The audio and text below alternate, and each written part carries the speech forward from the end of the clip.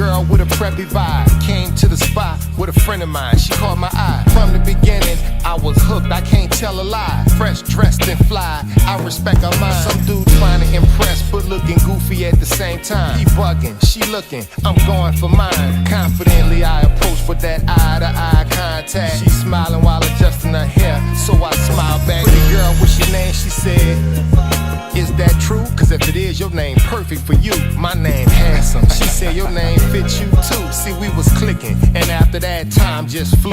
Then that time came to talk to her pops. He gave his blessing. And then that mind frame I had was honoring and protecting. I knew she was the woman we met. I found my future girl, and no other woman compares to my girl. Hey y'all, welcome to Unfiltered Conversations. Yes, happy Thursday.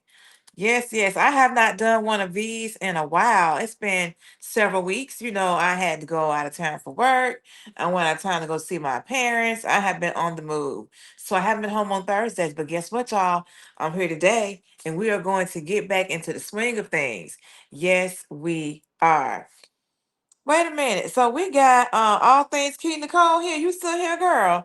Saying first in this thing, what did I win? Girl, I don't even know. But I'm so glad you're here. I haven't seen you in a while. Yes. Let me type in this chat. Hold on, let me type in something in this chat to my girl, Miss Key Nicole. She says, gonna be here listening. I'm not feeling too good. My mama got me sick. I'm so sorry to hear that, but I hope that you end up feeling better. And I appreciate you being here listening. I appreciate that, girl. So, yes. So, I have a lot of good topics for us to get into today. But before we kick everything off, I got to do my Nancy Guthrie update because you know what? I am invested in seeing this lady be found safe and whole. So, I saw that they did have some updates today. Not a whole lot, but a little something. So, let's go ahead and get into that. And for those who are here watching, thank you. Stay tuned. We got a lot going on. We're gonna talk about Miss Nancy Guthrie. We're gonna talk about GloRilla. Um, we're gonna we're gonna circle back to Corey Holcomb and all that to finish it out. I got a lot in store for you. Let's get into this update with Miss Nancy Guthrie. Hundreds of investigators. Now to this, everybody. The urgent search for Nancy Guthrie now headed south of the border. Sources telling News Nation that the FBI is following leads into Mexico at this point, while hundreds of investigators dig through evidence here in the United States. Let's go out to News Nation national correspondent Jess Cartalia, who is live in Tucson. Jess, Nancy's home. I mean, you do the math, you drive, it's really not that far from the Mexican border. No, it's actually incredibly close. So as you mentioned, yeah, they are taking those leads now south of the border. Marky, a source close to the investigation, tells us here at News Nation that the FBI has contacted Mexican authorities in connection with this case. Now, this tells us that investigators are casting a wider net. They're following leads that take them across the border. So you can see on this map, Guthrie's home here in the Catalina.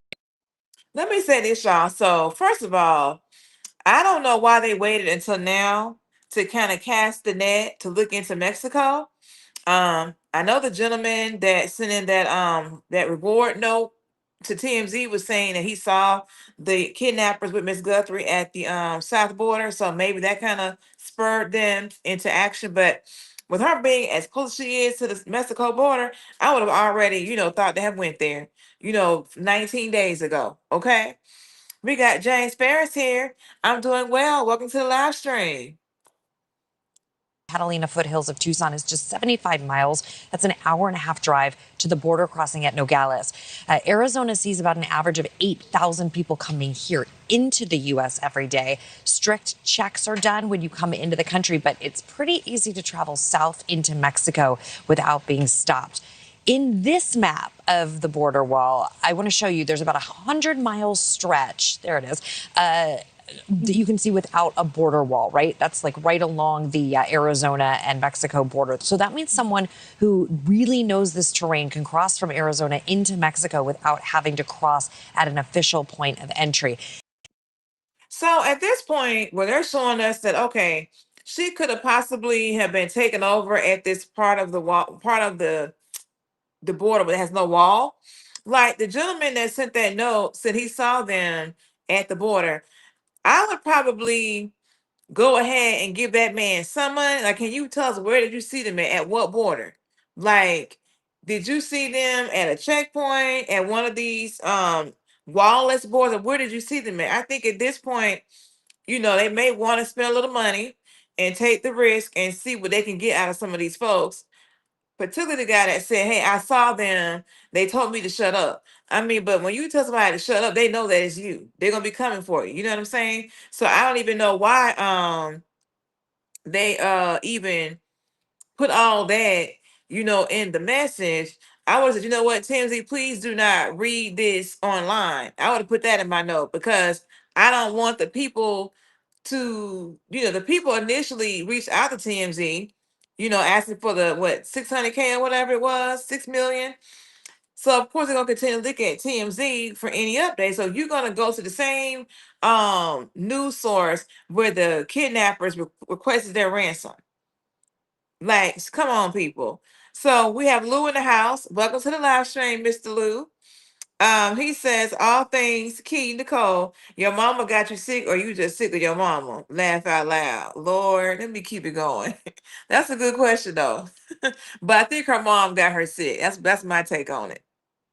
It's now been 19 days. Wow, it's hard to believe, since Guthrie vanished without a trace. And this footage has been their strongest lead to date. There are more than 400 members of law enforcement from 11 different agencies working on this case. And now that coordination appears to include Mexican law enforcement partners. Marky, we know that Nancy Guthrie requires medication. And in Mexico, you can purchase prescription drugs over the counter. The Pima County Sheriff and, as we know, Guthrie's family members do believe that she is still alive. Thank you for watching. Subscribe below and download our News Nation. Well, I hope that she's still alive too, to be honest with you. But we're just gonna keep hope alive, okay? But that is the update that I've seen so far, is that they're spreading the search down to Mexico. I didn't see anything else today. Let me check real quick. Give me a sec. I'm gonna check real quick to see if there's anything else going on with her besides that. Because this thing happens, things just, spur up. Let's see. They're saying there was possibly a new note. I gotta look in more into that. But all right, y'all, we're gonna continue with the next thing. So you may remember we have Lemons 1769. Welcome to the live stream. Saying that lady's unalived. My dad said the same thing. He sure did. I'm just trying to keep hope alive, but that's what my dad, he has the exact same sentiment as you do, Lemon 1769. Yep. But we'll see. If you were here a few weeks ago, back in December, it was actually when Sherrone Moore kind of had a mental break, we'll say, and got fired from that multi-million-dollar job, and then went to the side chick house and threatened her. Well, he had his day in court, y'all. So let's get into this update on his court hearing.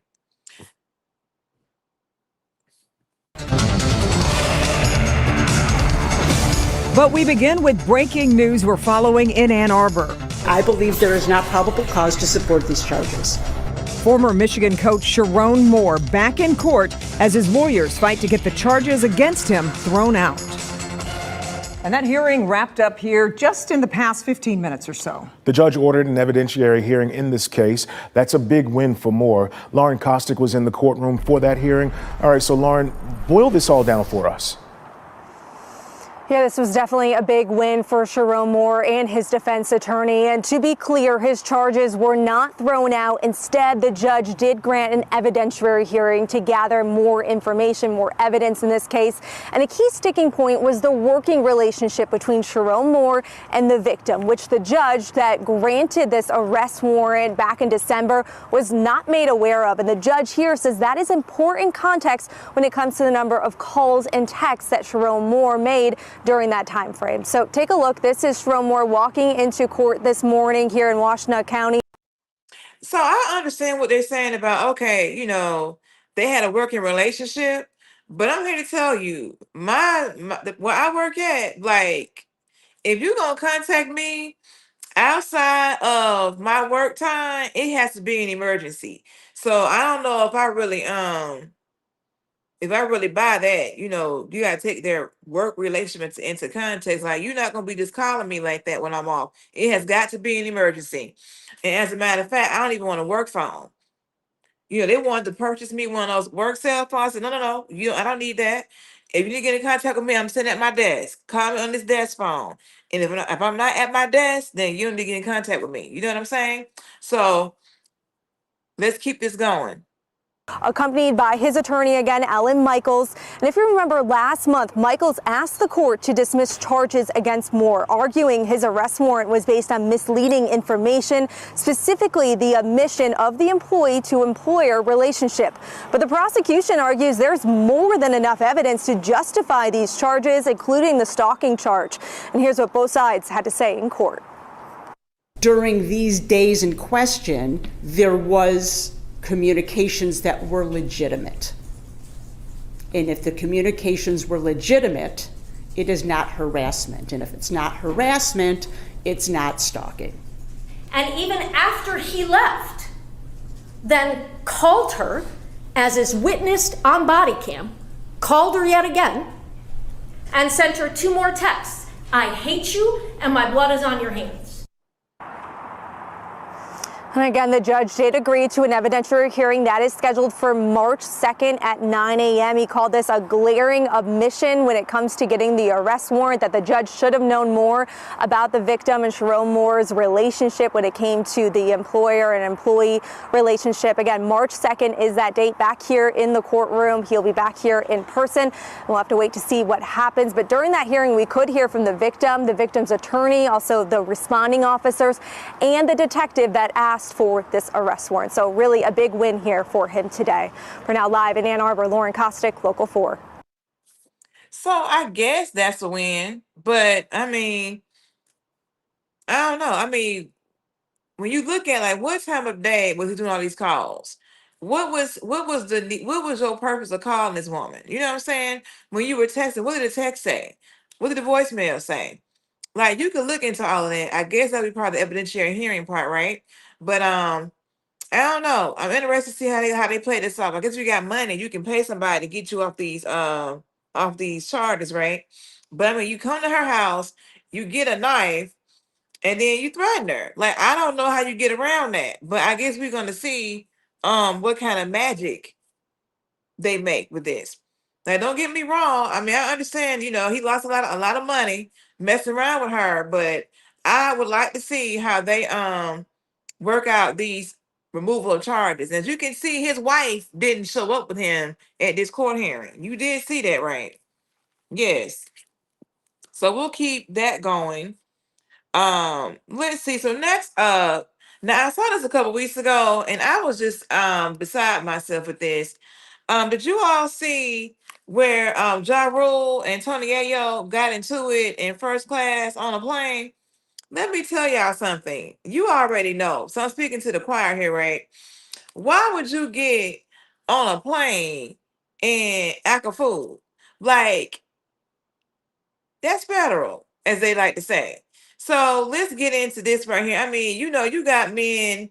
How old is Ja Rule? And how old is Tony Ayo? They got to be about 50, right? Let me look this up real fast, because I got to know this. Like, what kind? I don't know what started their beef, but it's still going in 2026. He is 49. He is 49 years of age. Ja Rule, how old is Tony Yayo? They gonna find themselves around here in somebody's jail fooling around on these people airplane.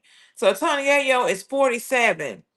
So y'all, I mean, just too old to be acting like how they was acting, but let me show you guys what's going on. Let's shake. Let's shake. Let's shake. Let's shake. Let's shake. Let's shake. Let's shake. Let's shake.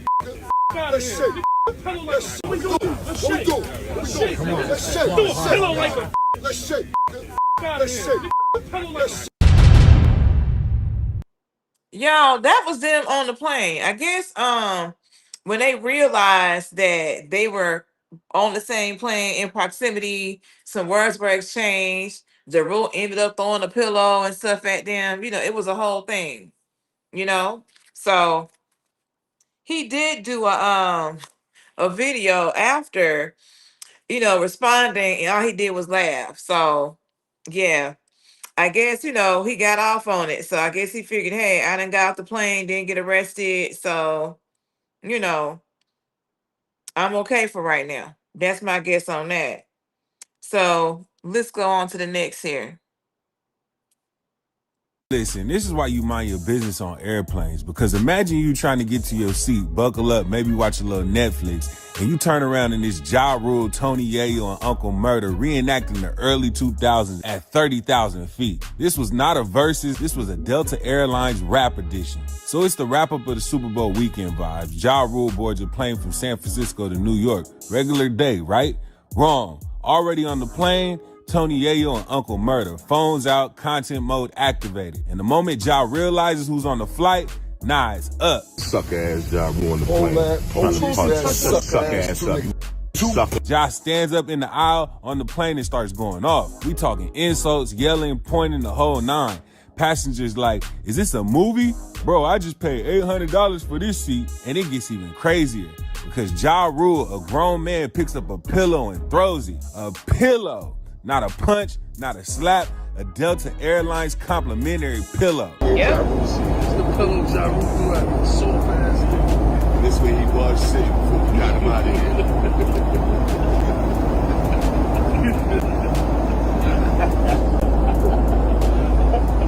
And that's when flight attendants go, yeah, nah, y'all gotta go.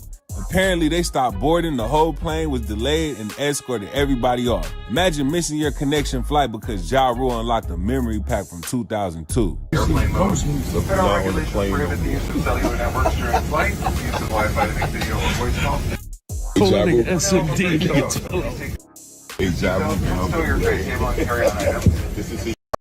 What y'all think about this? We got this 49 and 47-year-old men acting like this on this plane. They couldn't just get on this plane in this Delta first class area and just ride from San Francisco to New York. They just couldn't be silent and just get where they need to go and take this outside in New York. Okay. Armrests are in the resting position. Now here's where it gets spicy. Ja Rule hops on social media after the video goes viral, and instead of apologizing, he leans into it. He writes a caption on X and says, I popped these punks by myself on a plane, laughing my ass off. Pussy ass, I threw a pillow at Yayo head cause you soft. Knocked your hat all off, was hilarious. Then he makes another post and shares a message from TMZ. It says, hi, Ja, Jamie here from TMZ, reaching out for comment regarding a Delta flight you were on Sunday morning. Witnesses tell us from San Francisco to JFK where Ja Rule got into an argument with Tony Yayo on a flight. Ja was the aggressor and yelled profanity, saying he wanted to fight, then throwing a pillow at Tony Yayo. Crew stepped in and pulled both you guys off the plane for a bit. Yayo yelled back that planes are federal offensive territories and he did nothing wrong. Ja basically says, yeah, I did it. Yeah, I threw a pillow. And yeah, that was funny. He even joked about TMZ hitting him up, saying witnesses claim he was loud and aggressive. Ja's response energy was basically, yep, and I do it again. No PR statement, no damage control, just straight petty nostalgia. Meanwhile, Tony Yayo and Uncle Murder, they laughing, posting clips, cracking jokes, treating it like content. For them, it's, yo, this is legendary. For Ja, it's, I still don't like y'all. Two totally different mindsets. One side reliving beef and the other's monetizing it. Now, this isn't just... bottom line is like this. You know, Jeru saying, you know what, I didn't like you 20 years ago, I don't like you today. What they say when it's on site, they really meant that. These people right here. So I mean, yeah, I mean, Ja Rule, you know, he laughing about it. The other dudes making content, but you see how they went and got on 50 Cent private plane, right? They not riding no more Delta. They on the private plane with Sir 50 Cent. You know, and they acting up about all this and what took place. But like I said, 47 to 49. Like, come on, let's do something different in 2026, okay? Now, if you guys checked out my long form content, I did a reaction video to the whole GloRilla and her sister, who they are now calling BroRilla situation, right? And so BroRilla has you know, she done made a name for herself in these last few weeks. You know, she done coin 2,500 flat, if you will. You know, she got some merchandise. She out here doing food reviews and doing skits and got t-shirts and all kind of stuff. So I just hate that, you know, I think that she was made for social media. Like, she is funny naturally. But I hate that she had to do that by, you know, by putting down her parents and GloRilla. Now, GloRilla had a lot to say about her upbringing, you know, and I'm saying GloRilla. She had a lot to say about her upbringing. You know, apparently she was saying that you know, she would die. She's diabetic, and her parents weren't trying to feed her, and she got tired of being you know, beat because she was hungry, and that's why she called, you know, the child protective services and all that. She didn't call her mama a bad parent and everything. And so GloRilla did get on the line with her mama and her dad to, you know, address what sister had been saying. And I think her mama really was hurt by what her daughter was saying about her, saying she was a bad parent, as well. Us, we think that is the reason why GloRilla went ahead and did address what her sister was saying. But you know, that is what it is, right? And then all the other siblings have started coming out the woodworks. Brother number six, the sixth child, you know, he out here trying to put out his album and stuff, put out a song and stuff. So I'm glad they trying to, you know, get some money for themselves and make a name for themselves out this situation. But y'all already know about Miss Tia Kemp. And apparently, Miss Tia Kemp had some words with BroRilla. BroRilla said that she ain't messing with that lady. So Miss Tia Kemp heard the news and she had something to say. Let's get into it. I got word that BroRilla have been attacking everybody out here. But she said she don't want none of me. She don't. Bro. Listen, bro.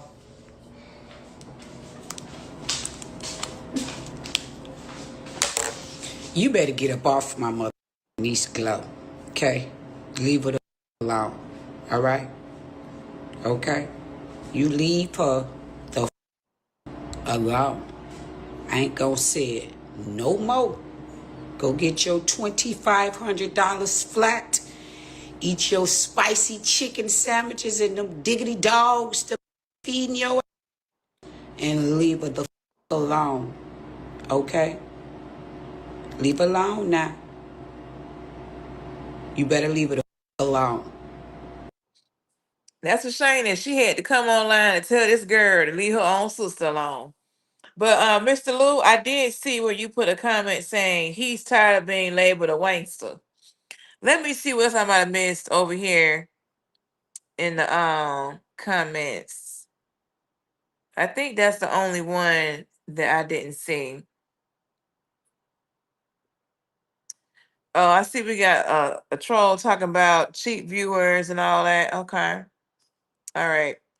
So yeah, so like I said, BroRilla, you know, she had beef with, I want to say, Charlemagne, with the game, Boosie, all these different folks. Like, she really out here making her way, making her name with these with this with this newfound fame that she got. So I hope that she is able to capitalize off it and help her mama and her siblings the way she felt that GloRilla should have been doing. Cause at the end of the day, it's like you can't help everybody, and all these folks is grown. So it's like if I'm sitting here taking care of everybody else, what am I gonna have for myself? You know what I'm saying? Now I do believe, it sounds like she is taking care of her parents, doing stuff for them, and everybody has a different desire how they want to help their parents. Some people would do more, some would do less. You know what I'm saying? So it's a personal choice how you feel about your parents, what you want to do for them. And so GloRilla does what her parents allow her to do. Her mama didn't want her to buy her a house. The mama said, I'm older. I just want, something like this. So she got what she wanted. GloRilla paid for it. What's wrong with that? I'm here to tell you, I got me a house, and I'm tired of the upkeep. Now I live in an apartment here in the DC area, but I have a home somewhere else, right? So it's like, yeah, I understand what the lady was talking about. You got upkeep, paying for stuff to be repaired, getting the grass cut, all kind of stuff. You know what I'm saying? So we got Lou saying, I thought you was about to say at the end of the day gonna end. You right. At the end of the day gonna end. That's right. Okay. That's right. It is. The day is gonna end at the end of the day. So yes. So y'all do know. A few weeks ago they had this big blow up with who was it with? It was with Corey Holcomb and Anton Daniels. Okay, we kind of went through that, right? Couple of these unfiltered conversations about that scenario, and just to kind of recap, Corey Holcomb invited Anton Daniels to his show, right? And I guess Corey Holcomb had an issue with the fact that, Anton is I guess he's a conservative Republican, something like that. And Corey felt like Anton never calls out white people. That he's always putting down black people, right? So they kind of had some words about that. They were almost about to end the podcast at that juncture, but they were able to regroup and keep it going. And so then Corey had told Anton that he kisses the behinds of white people. And then Anton told Corey that he performs fellatio on black people. So when he told that to Corey just kind of spiraled. They kind of got in each other's face, all that kind of jazz right there. Because Corey is not a fan of Backdooria, okay? So we had all that going on. And so as part of that, there was a lady that was there named Micca that had came with Corey. I'm sorry, she came with Anton. Okay. She came with Anton, and Corey ended up calling her the B word. Okay. Now we didn't see her on the camera or anything, but she was there and he acknowledged her as a B. Okay.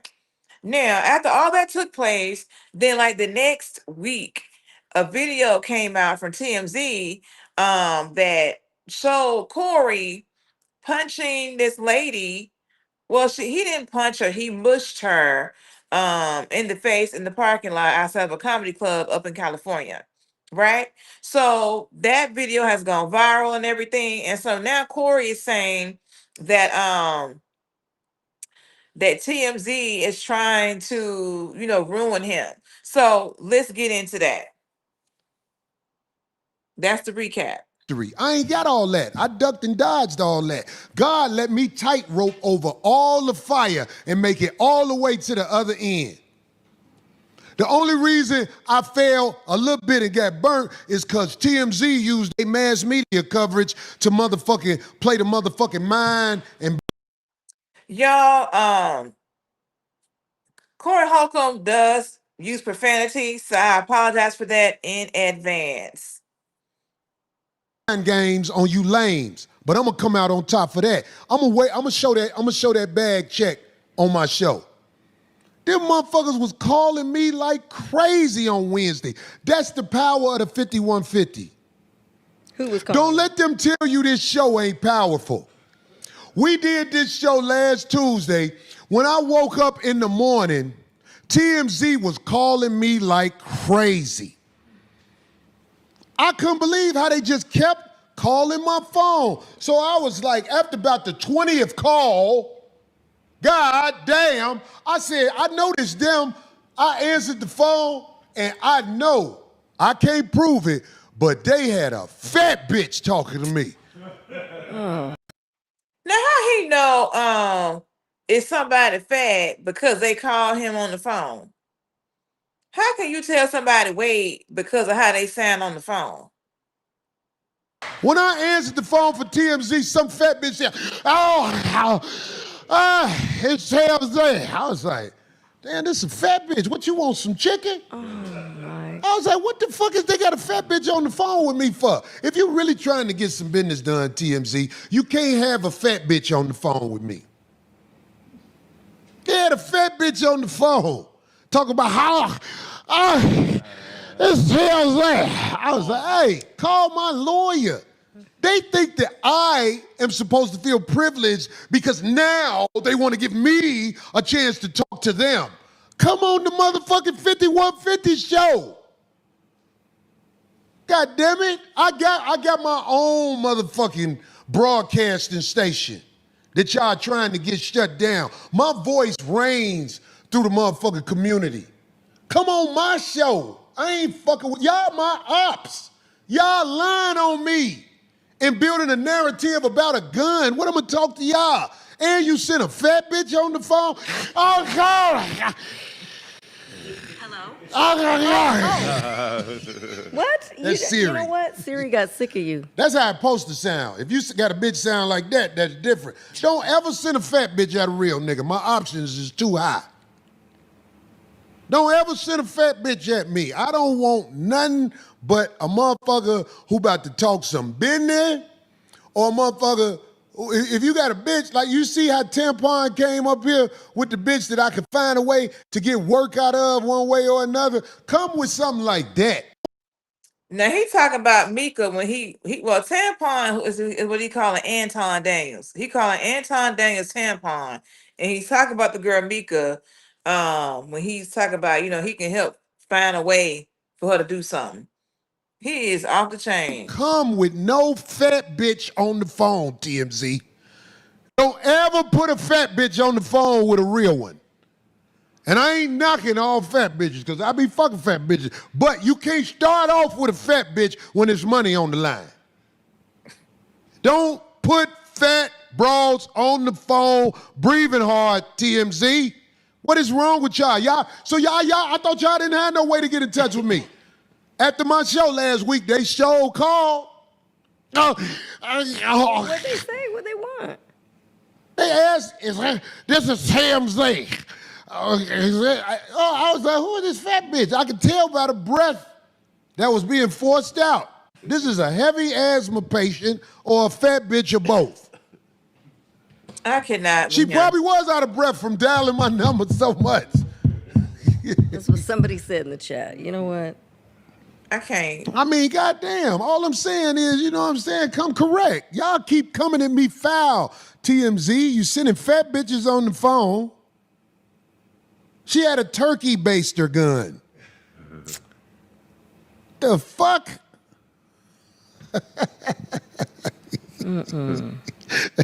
Man. Can you tell when there's a fat bitch on the phone? Yeah, you can. They talking B flat. It's a little They bit talk more what? wind.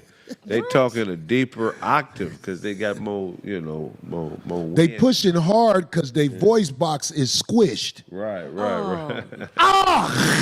That's what I'm saying. More compression in their neck. So yeah. You say more compression in their neck. It's like what's that accordion that push? Lord, Lord, let me just say this, y'all. Now, what have I done here? Let me get this right. Let me get this right here. Okay. So one of the things that he did say on this live stream, I mean, he goes live for about maybe 3-4 hours. He was saying that because of the tape that was put out of him hitting Miss Christina, that he lost several gigs that he had lined up because they said it's not a good look, right? Well, sir, don't blame TMZ for what you did. Okay, you did it. Stand on it, like he like to say. So he mushed that lady in the face, and apparently they had a court case. The tape of him mushing her came out the next day after the case was dismissed or whatever. Christina did not appeal the case, and it could be because of the fact that it was going to cost more money to pay your lawyer to appeal things of that nature. I get it. But she's being, I guess, vindicated now because the tape has gotten out, been made public. It could have been made public, which is why I thought it was interesting that they had this tape come out right around when the whole Anton Daniels thing took place, right? So who's to say that was a coincidence? I don't know. But yeah, so he has taken no accountability for what he has done to contribute to his loss of income in regards to him hitting that lady. Okay. So I know Abby was on here a few weeks ago and was saying that he was being canceled, that Corey was. And to an extent he is being canceled. I'm glad to report that. But there are still men on the internet saying, well, he warned them that, if she didn't do or they need to get her out the way. And basically they're not holding him accountable for his actions as a man.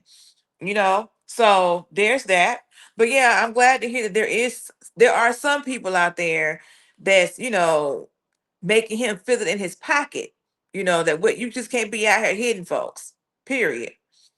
So there's that. Now next I have this interview that Micah did with a content creator in DC, and I thought it was a really good interview.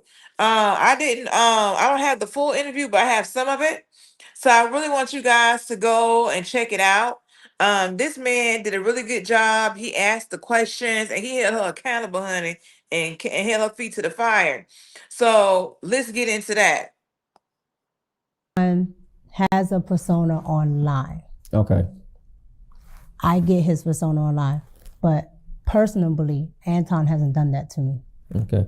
What happened between him and Corey Holcomb? Because the 5150 show, from what we all saw, you were there with Anton, correct? Mm-hmm. We didn't see you, but clearly Corey said your name. And I even saw a video that he said Micca can come and do the show. She could come here. I would love for her to come. What happened that was not visible to the public that you can share? Like, we saw a lot, but was there anything behind the scenes? Were the guys agitated initially? I remember, I think I saw something where you said that it was actually on your own show. You said, hey, Corey shook my hand. I met him and he knew I was there. What happened?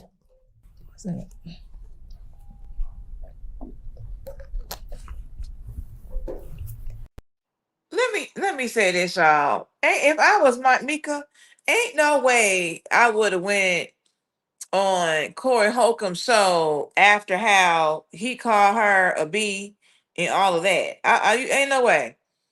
That should have been a quick no. I will not be attending that type of situation. Nope. Mm-mm. Okay, we got Smooth Will. What it is? Hey, welcome to the live stream, Smooth. Here we go. Okay, so we got to the studio and let's back up a little. Okay. Again, here's another invitation, correct? It's another invitation from Anton, an invitation. No. Well, no. Corey, did Corey invite you? No. So this is how this rolled out. Sure. So Anton decided to put together a podcast tour that he was going to do, and that he's still on, actually, that he was going to go to different locations. Cool. I am the only person on Anton's program that is an actual content creator, not a panelist. Mm-hmm. Let me say this. So I watched quite a few of Anton's different shows, and there's a guy named 2K that is usually on one of his platforms. I can't think of which one. And 2K is definitely a content creator. He has his own platform and he's doing his thing. So when she said that she's the only content creator on the platform, I don't know if she's referring to like a unique, like one of his platforms or what, but I'm pretty sure that 2K, TUKAY, is a content creator with his own platform. I've seen some of his videos. As a matter of fact, I saw where 2K went on someone else's platform and talked about the Anton Daniels and Corey Holcomb situation and all of that good stuff. So let's keep this going. Before I do that, let me know in the comments if you've heard of 2K and if I'm off with what I'm saying about him. Because I'm pretty sure that 2K is a content creator and that yeah, I'm not sure what she's referring to here. Yes, I'm an actual content creator. So, why are you the only one? Because I'm the only one that wants to do content outside of Anton. Are you the only beautiful one on his team? That's subjective. But there's other pretty women there. But whatever you think, that's what you think. But there's other women. Do you think you look better than his wife? No, I'm not going to answer that question. Now you heard him. He just asked his woman, do she think she looked better than Anton's wife? Baby, this man is not afraid to ask the question, is he? My goodness. No, I mean, again, these are things that were sent to me. People have said, "Can you please ask her how she feels?" Why would I answer that? Why would I subject another woman to answering something that is absolutely insane? But fair enough. Go ahead. And it's disrespectful. And that picture was disrespectful. But she was there. She was there at the second one? Yes. That second picture? Yes. So when he's talking about a picture, he's talking about a picture that that Micca took with Anton, and she's kind of like leaning on him and whatnot. Very much given inappropriate, because I'm here to tell you, if I had a man taking a photo like that, it would be a problem. So, but I'm glad that he's holding her accountable, letting her know, like, hey, that picture you took with him is inappropriate. And she's still holding the line as if it's not. Did she take the picture of you leaning on her husband? I sent you the video. Why play that? I'll show that video when she was sitting on his lap. And what were we doing in the video? I think I saw you in the back, and maybe y'all were doing a show or something. Yeah, we were doing an after-hour show. And he told his wife to come on over and sit down. But now, I think you're using no. That isolated. No, that's not isolated. That was the entire day. So no, I mean isolated your history with him. No. Okay. That the only one that she has that she wasn't at was the first one at the game. Outside of that, Rita is there. Now, I'm not in charge of her schedule. I don't know that's even scarier. She's there most of the time, which is I just think it's scarier if a wife, of the but time. I don't know her. I haven't spoken with her. She does a lot of the business dealing. She does the emails. She does the scheduling, because she actually scheduled my flight. Sure. She does those. So Anton is not the person that actually does it. He has an assistant, but a lot of the times his wife does it. Yeah. And you do have husband-wife business partners. Yeah. Tons of them. Yeah. And sometimes those individuals, wife or husband, can be accepting of different arrangements. Okay, but what does that have to do with me? My arrangement is business and personal. Right, that's what I mean. Personal. That's what I mean, that arrangement, yeah. So, no, it's not an arrangement. It's an actual business. No, it's an arrangement words by matter. A contract. They do matter. Words matter. Yeah. And the I'm concept, very fastidious when it comes to words. Yeah, I know. And and you're also a fast talker. So I pick up on it. I'm not that fast. You fast. But you fast. But I listen. Sure. However, no, she does a lot of the booking, so she knows who's coming in and out and things like that. But like I said, that last one that we were just talking about, she was there the entire time. That's why in the video I sent you, she just came on in. She had been sitting there the entire day. Okay, going back to Corey. So you were there, you arrived, and the show starts. No. Well, let's skip past everything else and just get to the crux of it. Okay. What do you think really set off either Corey or Anton? At what part? At any part. You were there. Before we go on, so what the gentleman was trying to tell her is like, okay, the picture that she took with Anton was inappropriate. And she's saying, well, his wife was there. And okay, so that makes it okay? Like, I just don't know. I don't know what kind of wife Anton has to where that picture would be appropriate. And at the beginning of the clip, she was kind of saying how Anton, has this on air personality. You know how some people like put on and say stuff to get reactions out of people on this social media. So I guess she's saying he does say things sometimes that might be considered a little inappropriate, but that's not really who he is. Well, perception is reality. You know what I'm saying?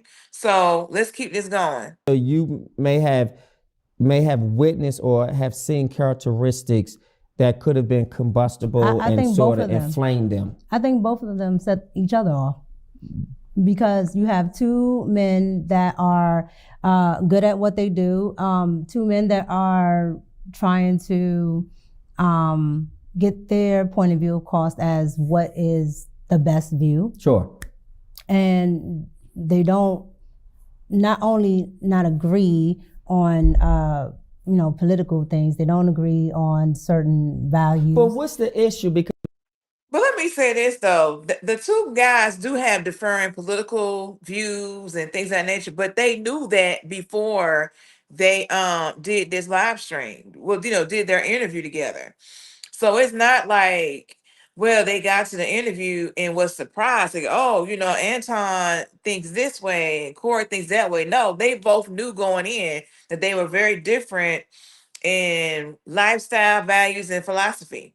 So I understand. But for those who are just tuning in, right now we are looking at Micca's interview with I cannot read the name of this person's it's called Perspective. He did a really good job with this. So we're kind of going through it right now. And yes, if you're still here, please make sure you like, share, comment, subscribe, support the channel. Let's get back into the commentary. it seems like Corey doesn't like that Anton allegedly espouses white America's thinking, or he minimizes black people, or his role as a conservative prowess, if you will, seems to demean and diminish the light of black Americans. And Corey is perturbed and turned off by that.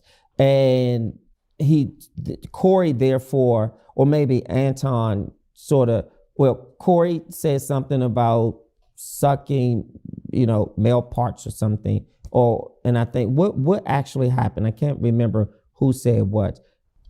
So I think Corey said kissing white people's behind. Yeah. And then Anton said, well, you sucked of black people. Yes. And he just didn't like the sucking comment. Yeah. Now I was disturbed that honestly Corey was that upset.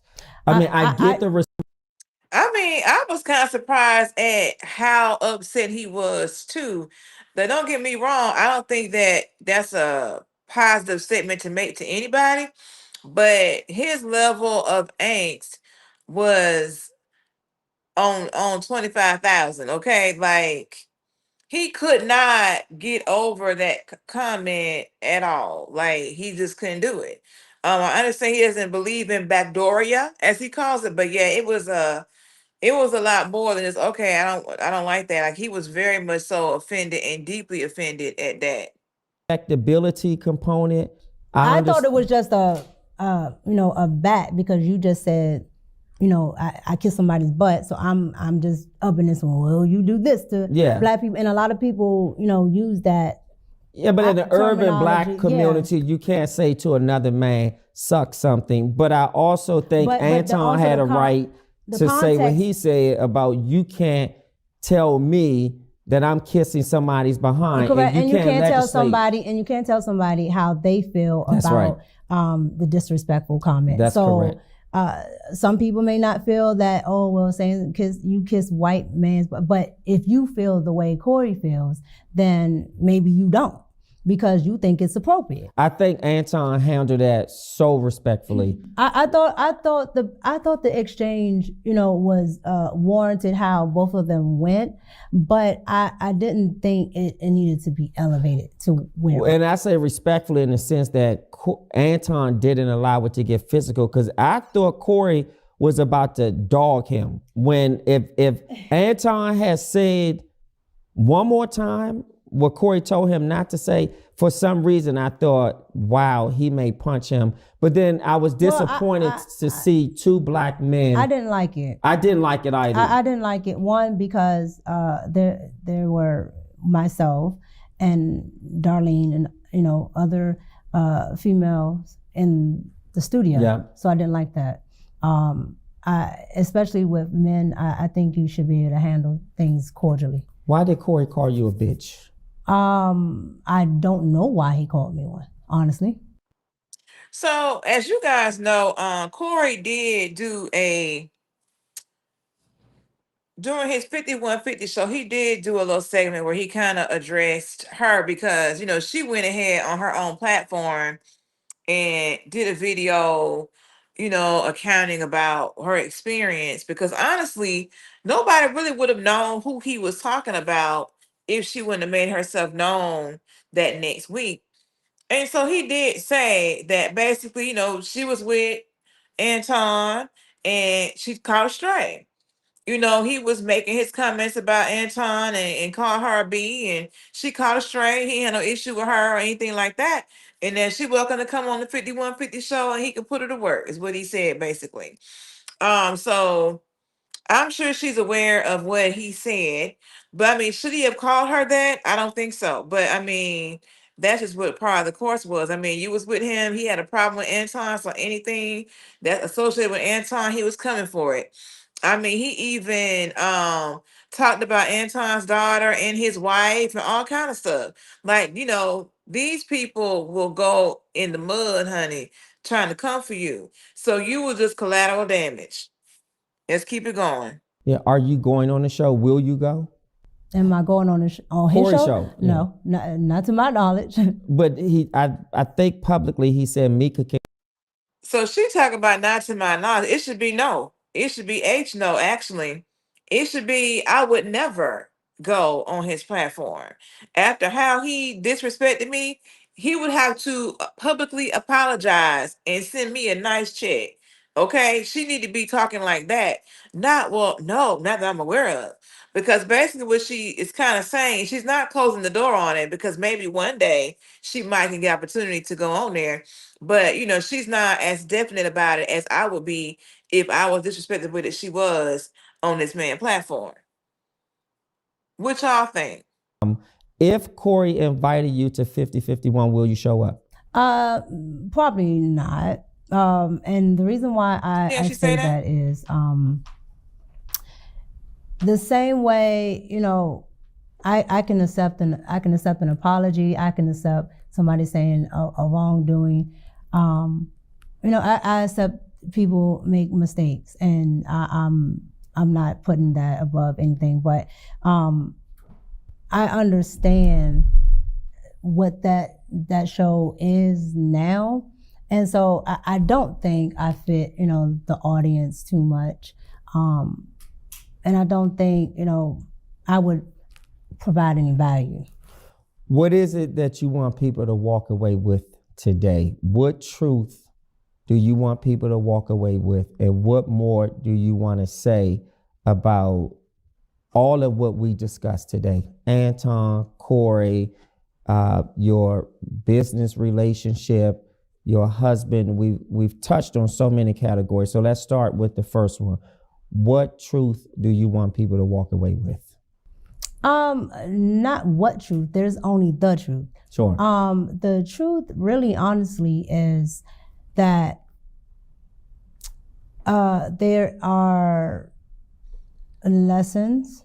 There are. Oh, this is good. I love lessons. What's the lesson that you extracted from this experience? Because your life was speaking to you. Do you understand that? I learned a valuable lesson. You know, outside of your wordsmithing, Well, outside of your wordsmithing, I do think, you know. Well, let me say this: the lesson that she should have learned, because there were many that she could have learned from here, is that when you are going to someone else's platform and you're like a plus one, you need to get clarity on, okay, am I okay to be here? You know what I'm saying? Like, basically, she went with Anton to this man's platform and thought she was going to be on the show and found out that she was not. He would not let her on the show because he didn't know her. So this man that paid for you to fly from DC to California, and you weren't even cleared to be on the show. Like, that's why this man is asking what he's asking, because it's like, this don't make no sense. Okay, but you gotta watch this whole interview to really understand what's really going on here. But yeah, she got on a plane from DC and went to California to be on this man's platform, Corey Holcomb, 5150 show, just to get there and be told, oh no, you're not cleared to be on here. He don't know you. See what I'm saying? That don't make no sense. It is important for your spouse to meet everybody, right? Thank God we made progress. Oh no, I wasn't ever, not agreeing with you. Sure. I just still wanted you to understand that there wasn't anything nefarious there. Yeah. On whose part? On yours, because you can't speak for anyone else.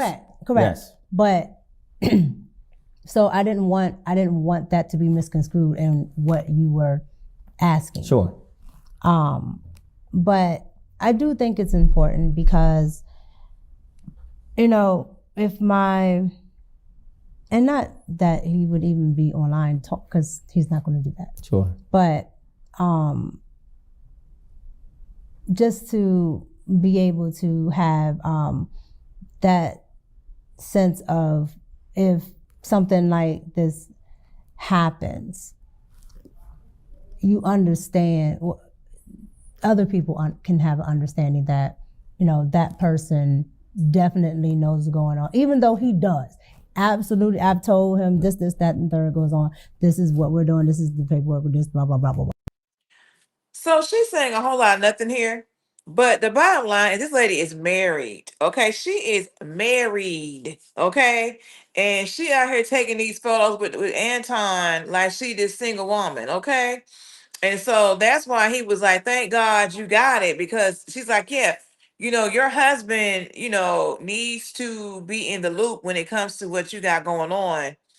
Now, if you're in a regular type of job environment, I don't think that your husband needs to be that involved as who your coworkers are. When you're doing business like this, where this man is paying for you to come places and, it's a little bit not as formal, then you may need to have your husband a little bit more, present when it comes to dealing with other men. You know what I'm saying?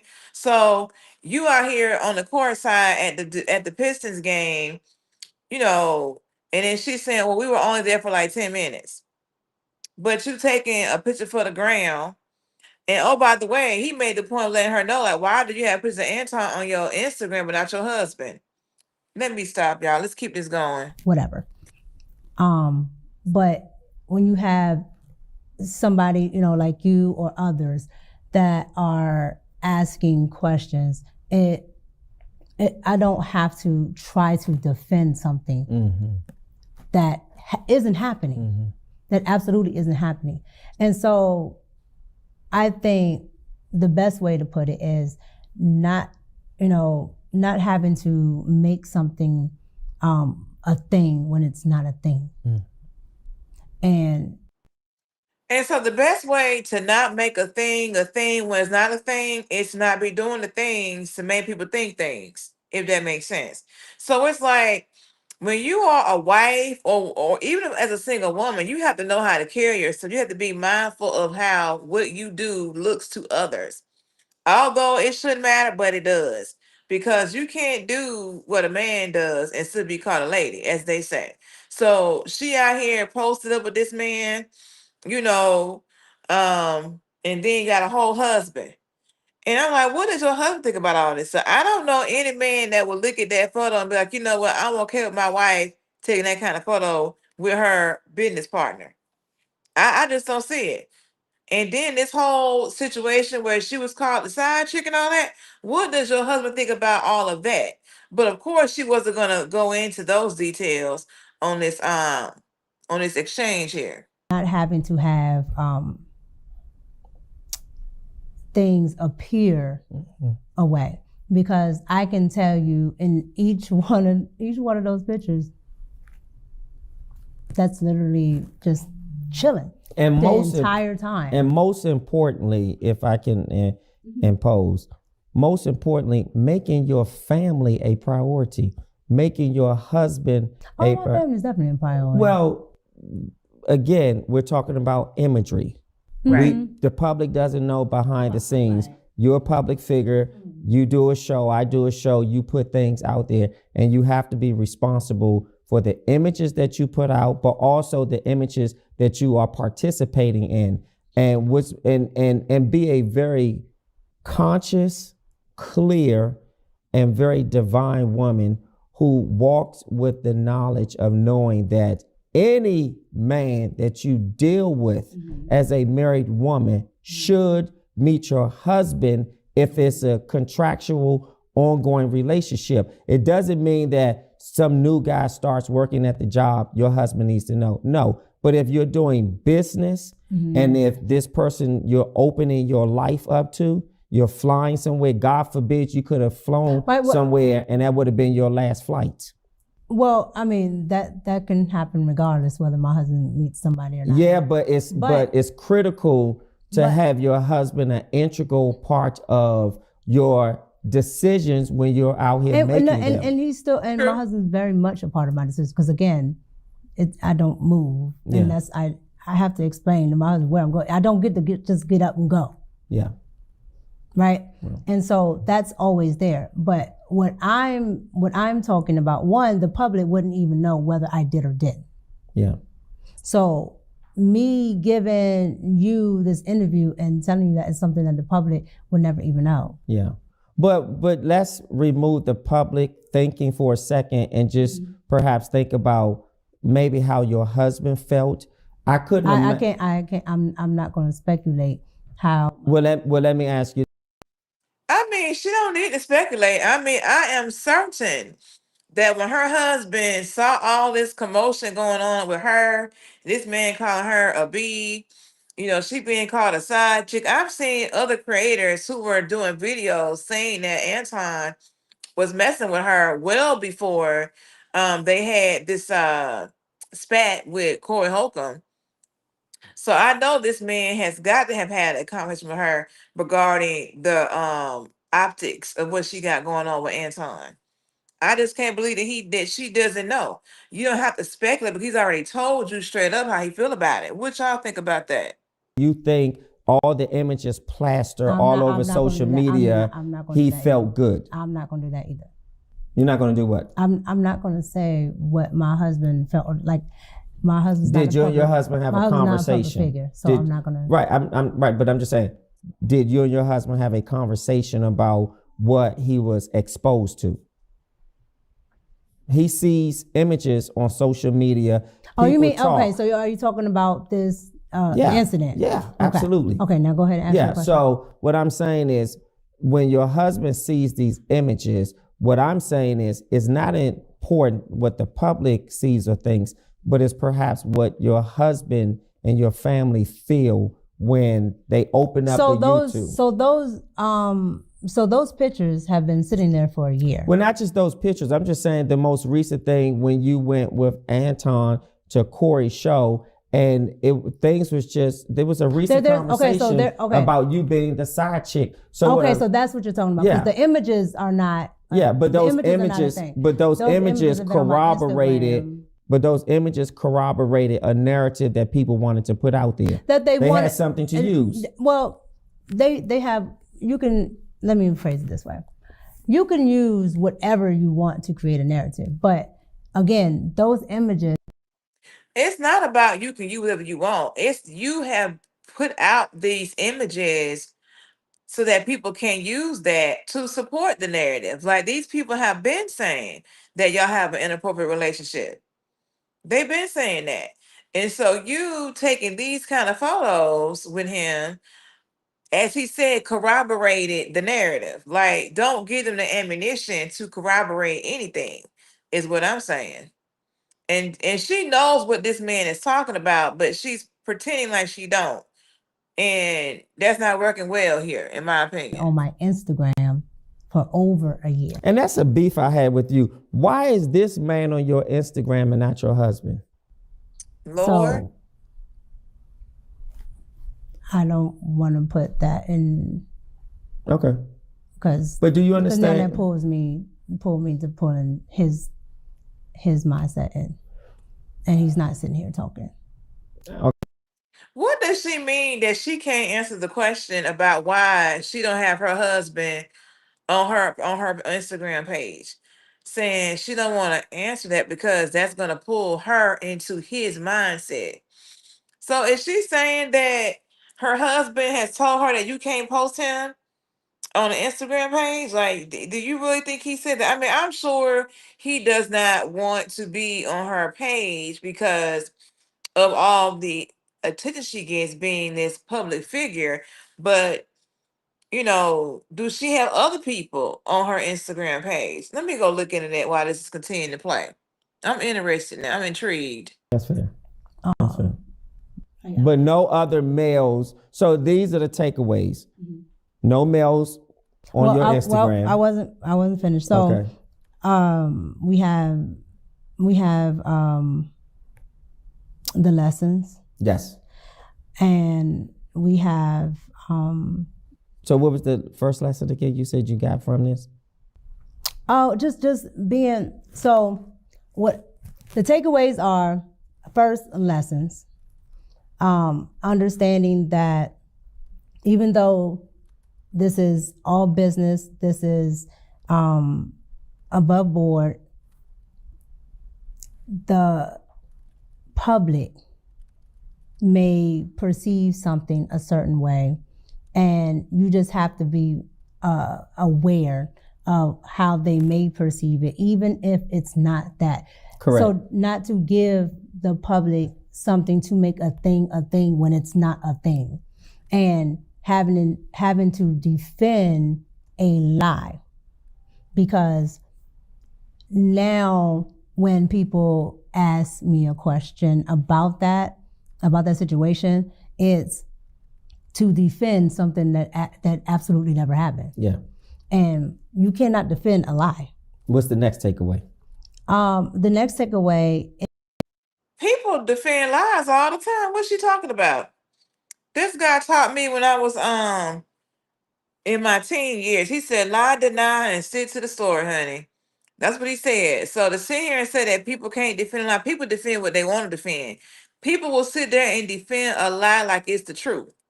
You guys know exactly what I'm talking about.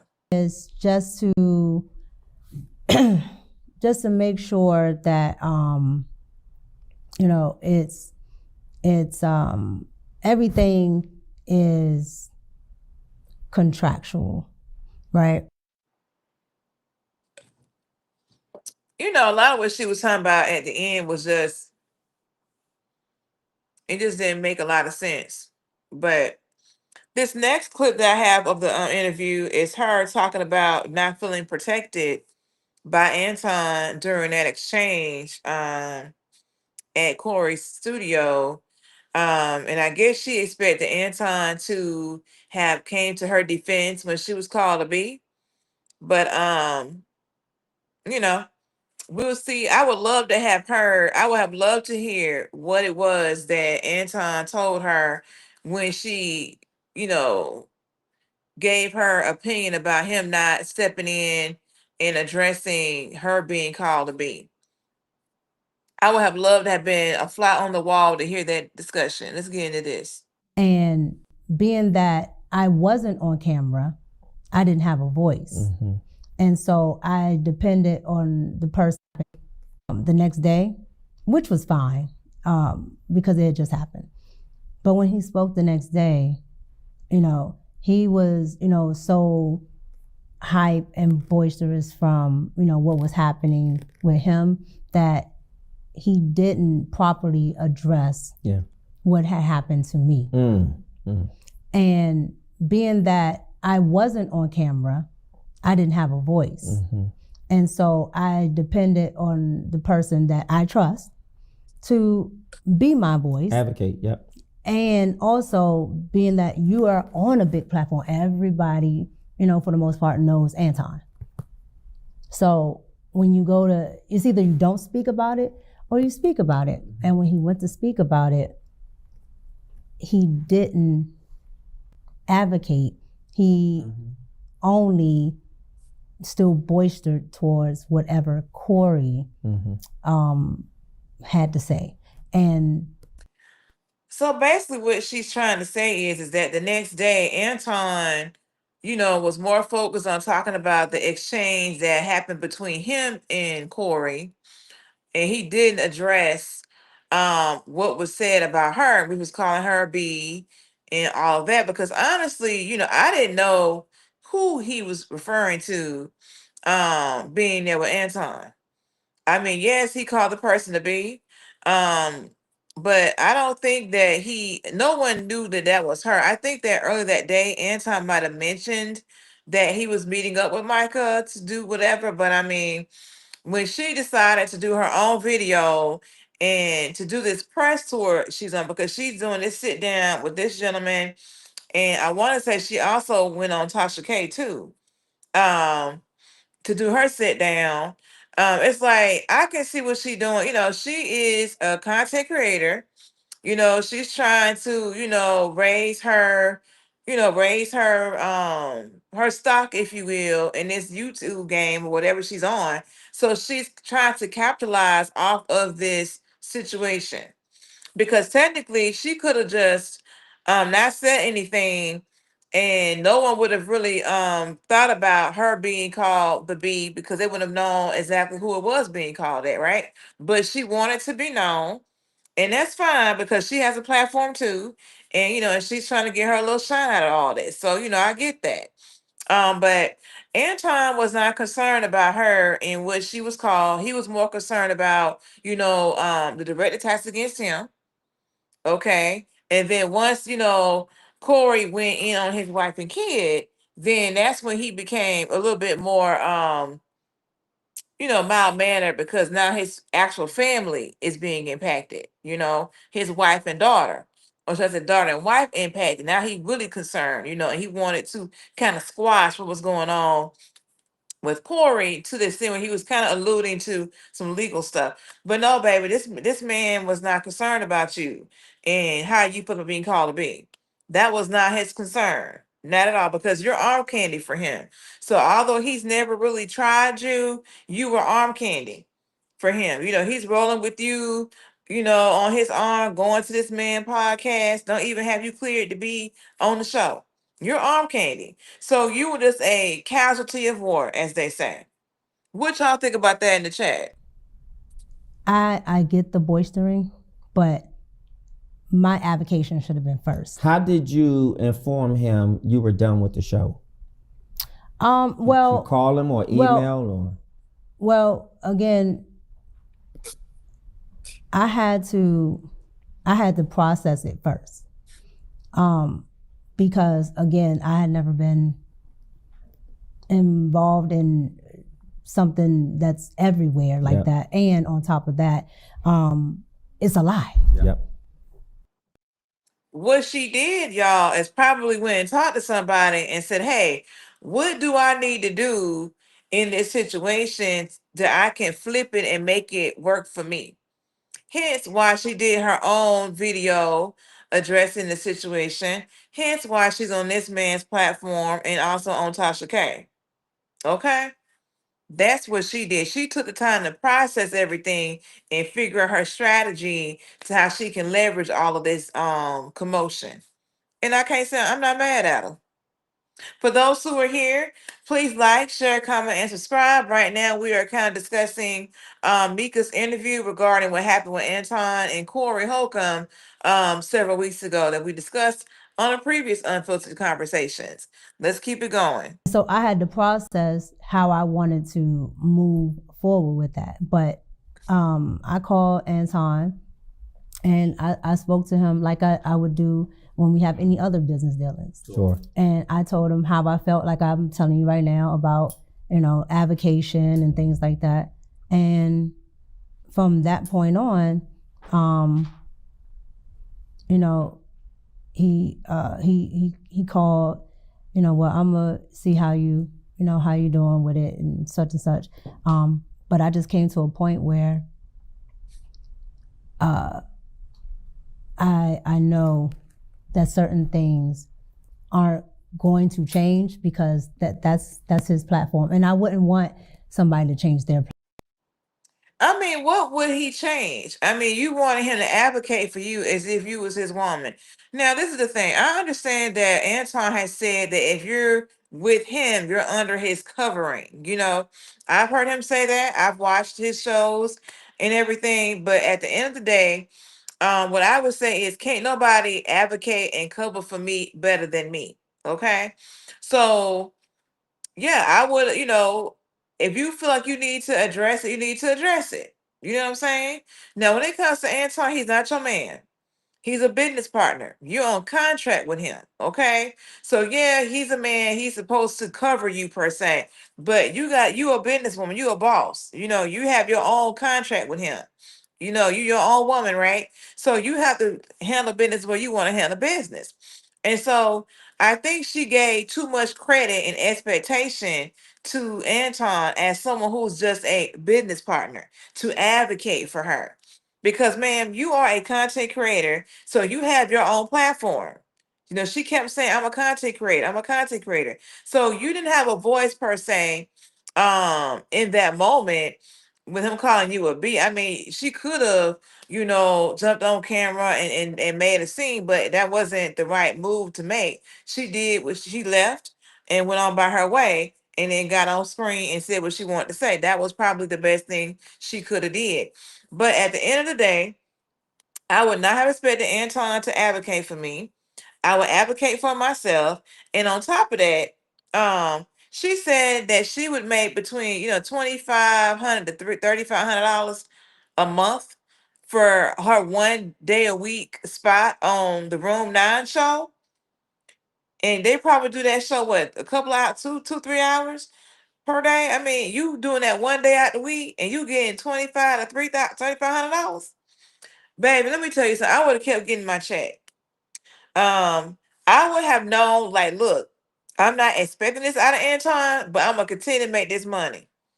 And I would have used that show to help me get more viewers and things like that onto my own platform. She had to understand how to make this work for her. You continue doing this Room 9, getting your check and everything, and maximize and leverage and understand, do not go on any kind of excursion, any kind of trip, nothing like that with no Anton. Don't do it. Or if he invites you to go to somebody else's podcast, you find out, hey, am I cleared to be on this podcast? What is my role here? Like, I would be abundantly clear, but I wouldn't even go on anything else. I would just be focusing on making my money, sitting at home for 2-3 hours a night on a Friday and getting my 2,500 flat, as Mr. Lou saying, to 3,500 flat is what I would be doing. Forget all this other man talking about he was supposed to be my covering. That's what your husband role is. And that's why this man keeps saying to her, you need to have had your husband meet Anton. Okay, he keeps harping on the role of his husband. Yeah, your own businesswoman, get that, but it's a different kind of business that you're operating in. So when people think that you just out here as a single woman, they think they can just talk to you and do anything they can to you. So when you have this man that's around, people will give you a little bit different type of treatment. So that's what he's trying to say to her, but didn't just quite say it that way. Because if her husband had been more involved or had more of a presence, then maybe you know, things wouldn't have went the way they did when it came to Anton, if that makes sense. Let's keep this going. We almost done. So how did he handle it? Was he just like, okay, if that's your decision, I respect it? That's exactly what he said. Okay. Almost to the T. Yep. But he understood because. Will you all remain friends? You're not working together. Will you remain in contact, rather? Will we remain cordial?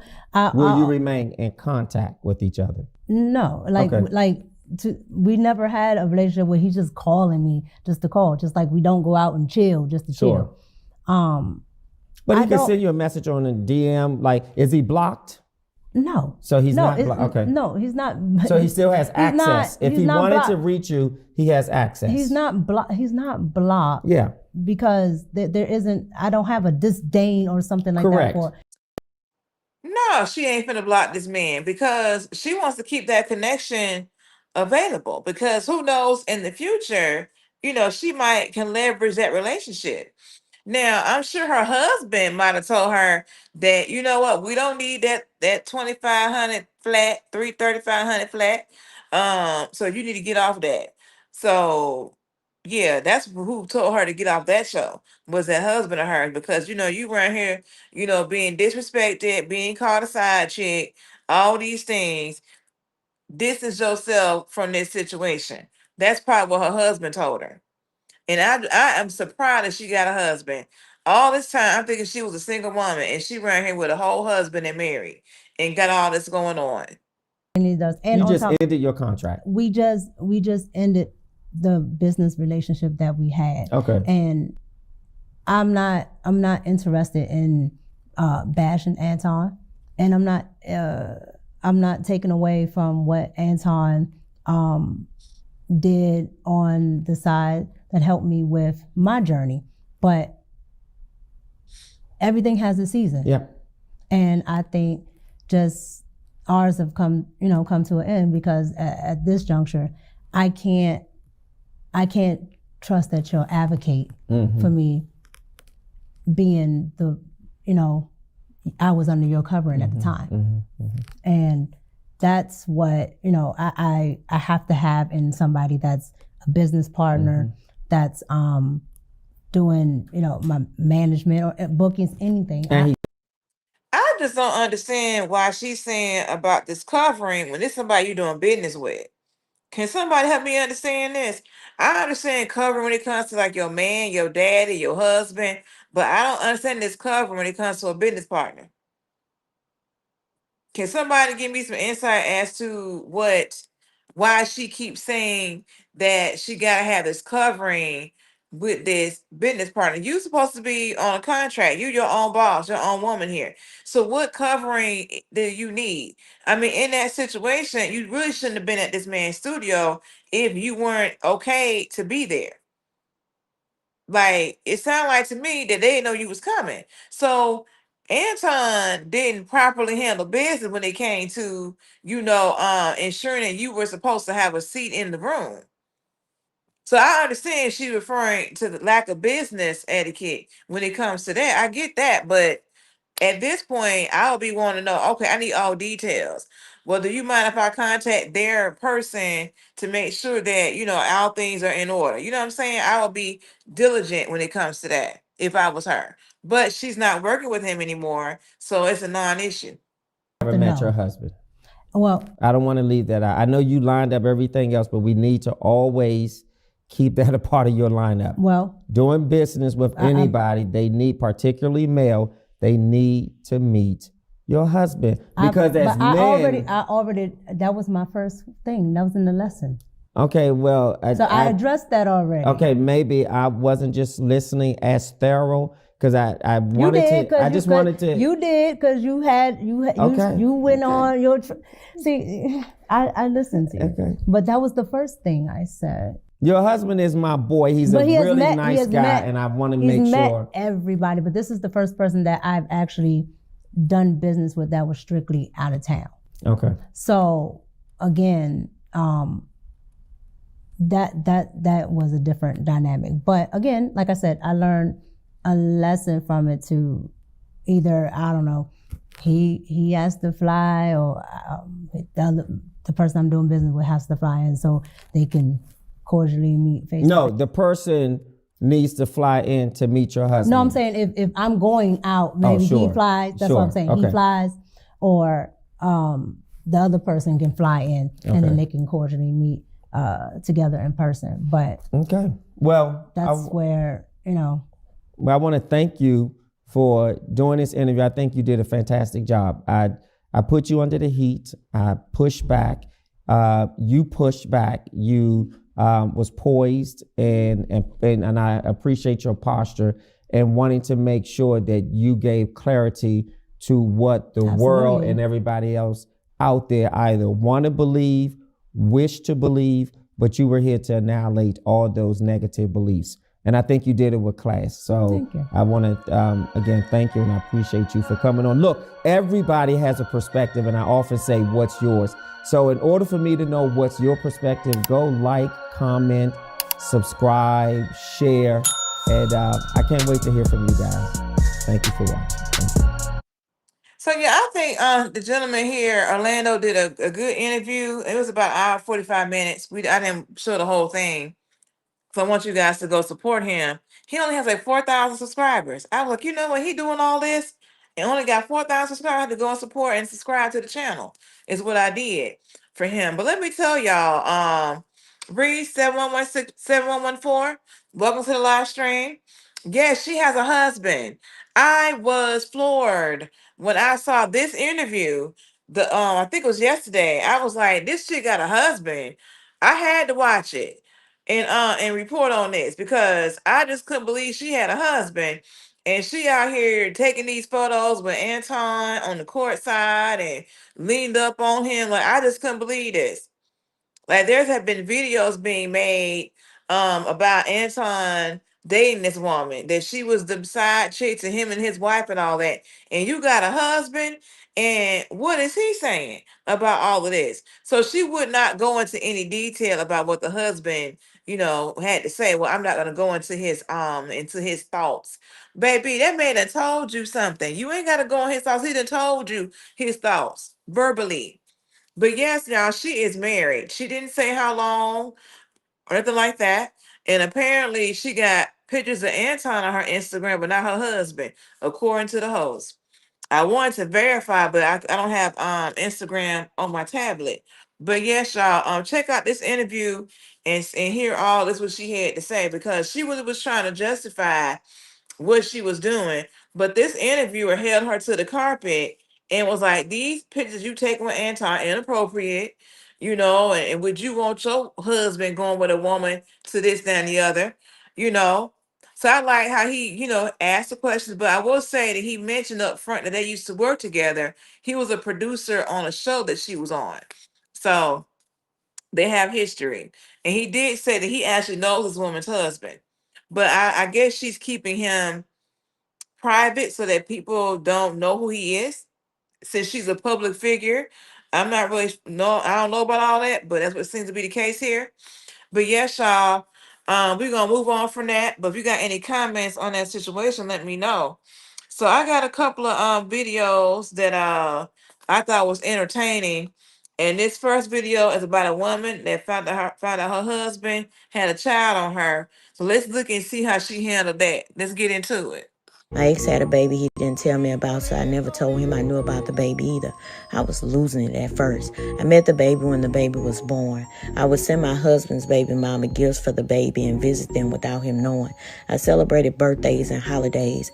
My ex was about to get a large settlement. I wasn't about to let him have all of our money to himself.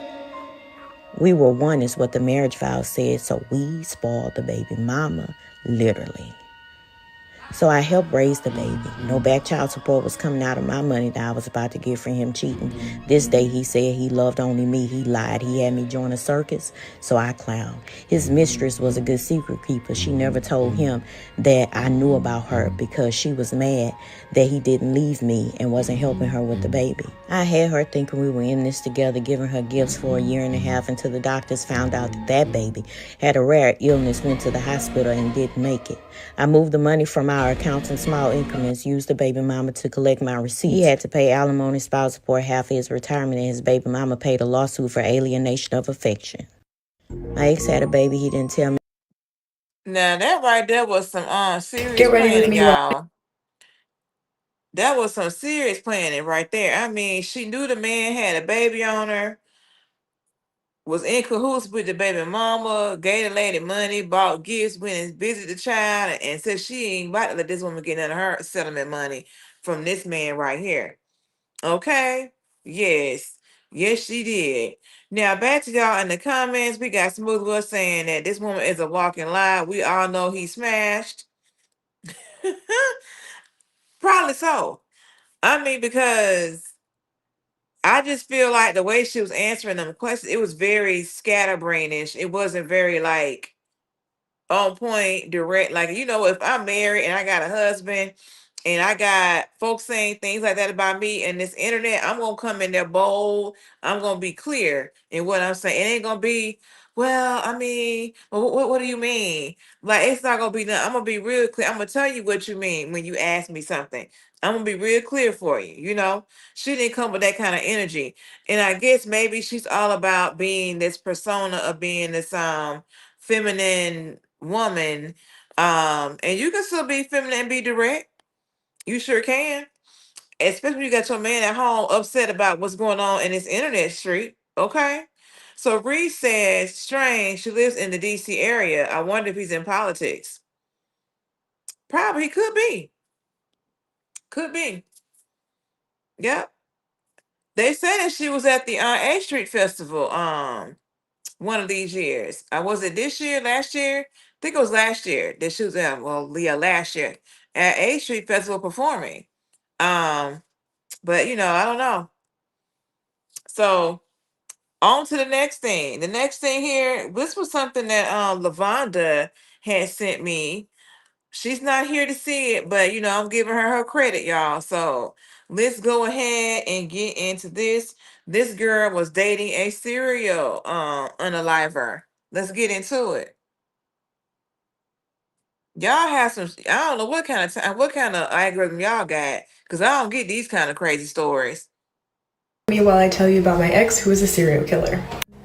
To preface, I'm 18 years old. We met when I was 17 and she was a 50-year-old police officer. We met online on TikTok when she found my account and followed me and started liking and commenting on all of my TikToks. I didn't think anything of it until she started heavily flirting with me in my comment section, and so I ended up going to look on her account and saw that she was a police officer. It went a while until we ended up actually interacting with each other when she DM'd me one day and did the little waving thing. And we talked for a little while over in our TikTok DMs. And long story short, we talked for a couple of days before I ended up giving her my number. And we started texting and calling from there. She seemed pretty normal for a 50-year-old, but granted, she shouldn't have been talking to me at the time. I told her I was 18 at first before telling her a couple of days later that I was actually 17, and she wasn't fazed. She continued talking to me, and our relationship kind of kickstarted there. It went very, very fast. It was almost immediate that she had kind of put her claim down on me for the most part. She would always talk about wanting to come see me, and she lived in Miami and I live in Atlanta, so we were talking long distance. She would always talk about how she wanted to see me, how she wanted to come up, how she was so excited to have met me, and she was already falling in love with me because I was so smart and so beautiful and all the groomy things. And I'm pretty smart, so I knew what was going on, but I was just entertaining it for, I guess, my own enjoyment. But it started to intensify really, really, really fast. and she would say things that were like randomly really possessive and kind of creepy, and I should have blocked her then, but I didn't. And we started calling maybe 2 weeks after she got my number, and we'd call during the night and just kind of talk about everything. And then there was one night where we were talking about work, like her job, and I had asked her, I was like, have you ever killed anyone like on duty, or like ever had to do that on duty, or like had to shoot someone? And she said, on duty or off duty? And I said, both. Like, weird fucking question, like why would you have killed someone off duty? And she started telling me about it. She told me that she had killed someone the very first time when she was 15 years old because she was in a gang. She had been in a gang since she was 13. And then the next couple of ones were when she was like 18, 20, 21, like just as she got older, like she just continued. At this point, I definitely should have left, but like I'm a curious person, and if someone is admitting to having murdered people, I want to know more. And she wasn't in my state, wasn't in my city, and I was like, if this goes left, I can just block her and be done with it. Pause. Look how cute my shirt is. How does she think that she was just gonna block somebody who has admitted to being a quote unquote serial unaliver? Or you have that suspicion, like, I'm trying to get away from this person. I'm not gonna keep trying to see or be intrigued. Like, come on. So after this, she ended up telling me a lot more, like really descriptive details about how the Everglades, because it's like sacred property or something, like they go and dump bodies in the Everglades and let like all the animals like eat the bodies.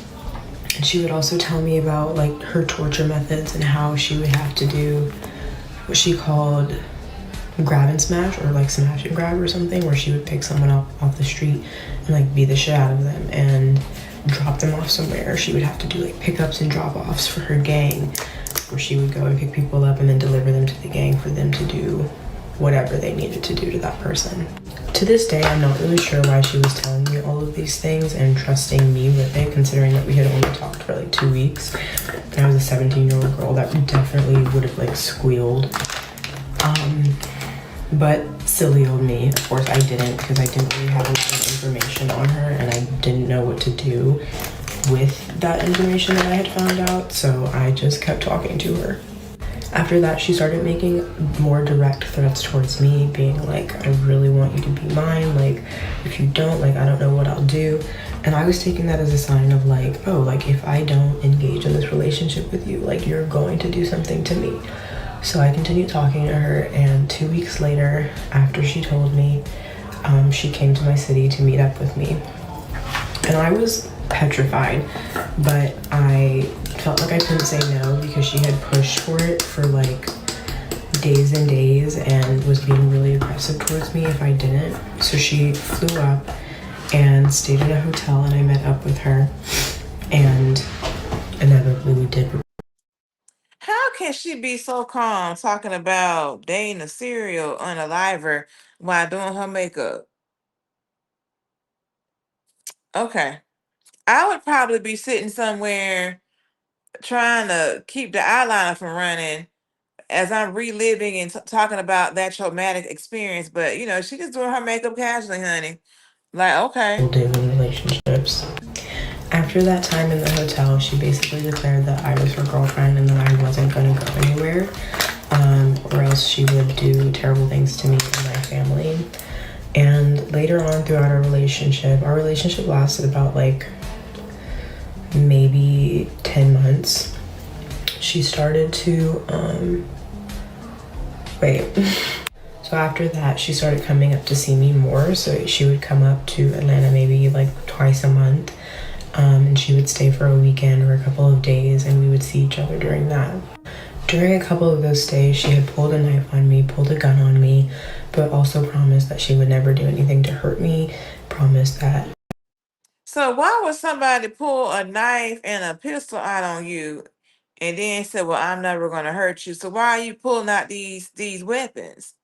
Like, that's what I'm saying. 17-year-old children should not be dating 50-year-old adults. I don't even care what the gender is, because you got this kind of foolishness going on here. was her number one, her only one, her soulmate, her all of the things. And I felt pretty stuck. I didn't really know what to do. I felt like if I left, that would be like her breaking point. And later I found out that it was her breaking point, because once I had talked about what she would do if we broke up, she was like, oh, I will literally drive this knife through your whatever, and like, you're done, like, you don't get to leave me. After a while, she gifted me a necklace that was a chain with a cross on it that she told me if I ever took off that she would kill me. And she would send me all sorts of gifts and presents and money, and also a lot of drugs. I started cocaine because of her. She would send me cocaine in the mail, and she would send it to me, peer pressure me into doing it. She would give me all sorts of things to try, and she was a really heavy addict and a really heavy drinker. She did heroin, cocaine, she drank constantly, so she was always in an aggressive mood. About 6 months in, she told me that she wanted to marry me. Mind you, she was already married to another woman and had 4 kids of her own, 2 of which were under the age of 5. But she told me that she was going to divorce her wife and that we were going to have kids together, and that on my 18th birthday, I was going to go to Miami to live with her and get married. Somewhere in between this, she started to grow a lot of... So why at the age of 17, 18 would you want to get with somebody, in this case, another woman that already got kids and you don't have any? Why would you do that? I don't get it. For my mom, because my mom was obviously keeping me from like being with her full time, being with her a lot, talking to her all the time. So she told me about how she planned to kill my mom, and how she was what she was gonna do, how she was gonna plan it, how she was gonna like break into the house. So this woman is telling you how she is planning to unalive your mother because she feel like your mother is keeping you from her, and you don't think that's a red flag, ma'am? Like all sorts of things. And by that point, she knew where I lived. She knew all of my family's information. And I was super worried. The only problem here is that I had no evidence. Everything she said to me, she said over call. We didn't text. There was barely any like communication or threats that were in our like messages. So everything that she said was just over the phone. Sometime in January, I know that she had killed someone because she told me that she had to go on a job and came back late at night, had to wash all the blood off of her body and whatever, and just, I knew about that one, and that was the most recent one, I believe, and the most, I don't think that there's been anyone else since then. Fast forward to my 18th birthday, she bought me a car, she bought me a ring, she was pretty much ready to go, and I had my flight booked by her. And I got to the airport, made it to the airport, and I was about to get on the flight when my mom found out everything and came to stop me. But before that, I had already put in my phone a statement saying my name, my age, my location, and her name, her age, her location, where she worked. And I clipped every single piece of evidence that I had, all of our sex tapes, everything into a big folder, and I left it where my mom could find it. So my mom came to the airport and... So you doing all of that, and yet you still gonna take your tail on the plane to go see this woman, and you doing all that? Okay. 17? Okay. Called the police and told them that I needed to have a 1013 filed so that I could be involuntarily held in the psychiatric hospital for 3 days just to protect me. And then while I was in the psychiatric hospital, my mom contacted the FBI, and the FBI started an investigation and arrested her on a complaint made by my mom. And so she's currently sitting in federal prison awaiting her trial. She hasn't pled guilty or not guilty yet because they're still investigating the murders on top of everything else that like opened Pandora's box because of her arrest. Her name was Carly Miranda Blum. She lived in Miami, Florida. She worked for the Miami-Dade Police Department, and her life is over and I am free. My. Now that's a story right there. That's all I got. So next up, we have this lady that overplayed her hand. So let's get into that. A mother refused a 5-year plea deal, chose to go to trial, and was ultimately sentenced to 20 years in prison. The case took place in Florida. The defendant is Kadisa Sales, a mother of 6. She was charged with impersonating a telecommunications company employee and carrying out SIM swap fraud, facing 18 felony fraud counts. During the pretrial phase, prosecutors offered a clear deal, plead guilty in exchange for a 5-year sentence. She refused. She chose to go to trial. She believed she could win. In court, the evidence was presented piece by piece. The fraud methods, money trails, and victim testimony all worked against her. At the same time, her social media activity was repeatedly referenced. High spending, lifestyle posts, and luxury purchases stood in sharp contrast to the losses suffered by the victims. The jury ultimately... So you around here doing fraud, and you gonna sit there and post on social media how you spend these folks' money and show zero remorse? Let's keep it going. her guilty on all counts. The judge then announced the sentence, 20 years in prison. Most notably, her boyfriend was involved in a similar case, accepted a plea deal, and was sentenced to about 1 year. Wow. So she ran here playing hardball and ended up getting 20 years when she could have just did 5. And then gonna have the nerve to show on social media how you spend these people money. For those people who are still here in the chat, please like, share, comment, and subscribe. Support the channel. It is free. Thank y'all for hanging out. And we have another video. I think it was kind of funny about this lady and her hat. Let's get into it. Ma'am, I'm sorry, but the wind's blowing your dress up. If I let go, my hat will blow away. I understand, ma'am, but you're not wearing any panties. Sir, anything you see down there is 60 years old, but I bought this hat yesterday. She has a point. Brand new hat